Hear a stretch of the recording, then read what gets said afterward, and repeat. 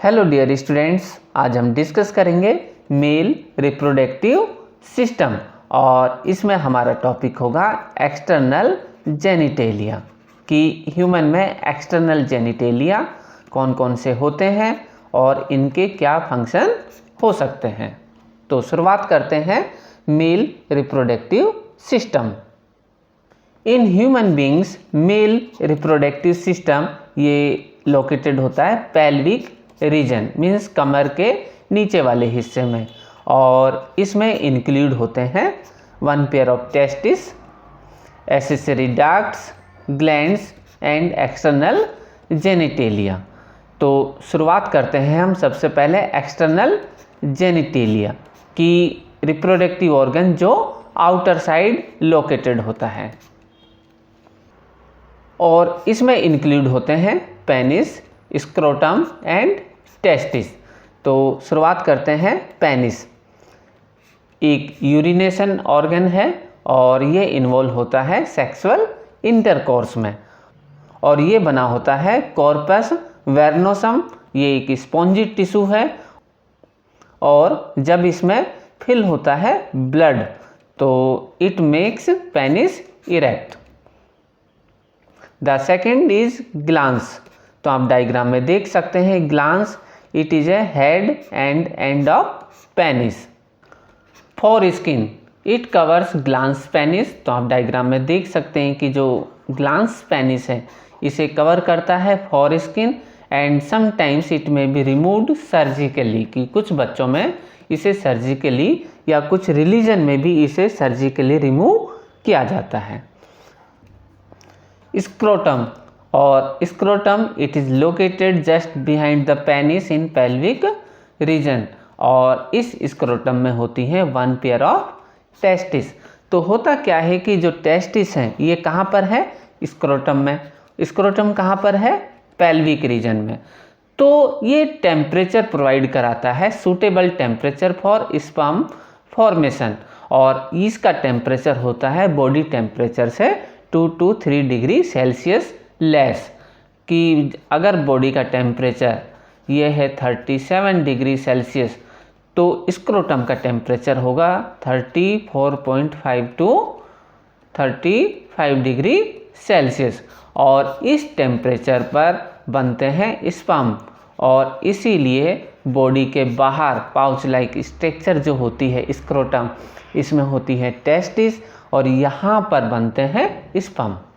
क्या हो अगर स्क्रोटम का टेम्परेचर ये भी राइज हो जाए 37 डिग्री सेल्सियस, तो इसका रिजल्ट ये होगा कि स्पर्म का फॉर्मेशन नहीं होता है और ये डाई हो सकते हैं।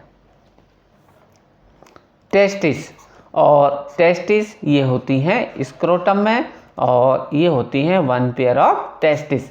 तो 1 टेस्टिस ये कंसिस्ट होता है 250 टेस्टिकुलर लोब्यूल से, और एक टेस्टिकुलर लोब्यूल इसमें होती है 1 to 3 सेमिनिफेरस ट्यूब्यूल। तो प्रैक्टिकल एग्जाम में एक स्लाइड ये भी होती है टेस्टिकुलर लोब्यूल्स की। सेमिनिफेरस ट्यूब्यूल्स इसमें होती हैं स्पर्मेटोगोनिया, ये वाली सेल्स, और ये स्पर्मेटोगोनिया ये होती हैं 2n डिप्लॉयड इन नेचर। इसमें डिवीजन होने पर यहाँ पर होती हैं प्राइमरी स्पर्मेटोसाइट, और ये भी होती हैं 2n means diploid in nature. इसके बाद डिवीजन होने पर यहाँ बनती है सेकेंडरी स्पर्मेटोसाइट्स, और ये डिवीजन होता है मियोसिस 1। अगेन डिवीजन होने पर सेकेंडरी स्पर्मेटोसाइट से बनती है स्पर्मेटोजोआ, और ये होती हैं हैप्लॉइड, और इसका मीनिंग ये हुआ कि मियोसिस 1 और मियोसिस 2 इन दोनों में प्राइमरी स्पर्मेटोसाइट्स ये क्या है 2n, ये बनाती है 4 स्पर्मेटोजोआ। सेकेंड पॉइंट है लेडिग और इंटरस्टिशियल सेल। तो आप देख सकते हैं कि लेडिग और इंटरस्टिशियल सेल ये होती हैं इंटर सेमिनिफेरस ट्यूब्यूल्स के रीजन में, इस वाले रीजन में प्रेजेंट है लेडिग सेल जो रेड कलर से दिखाई देता है। तो ये हेल्प करता है सिंथेसिस ऑफ टेस्टोस्टेरोन हार्मोन, और ये टेस्टोस्टेरोन हार्मोन ये लीड करता है सेकेंडरी सेक्सुअल कैरेक्टर और हेल्प करता है स्पर्मेटोजेनेसिस में।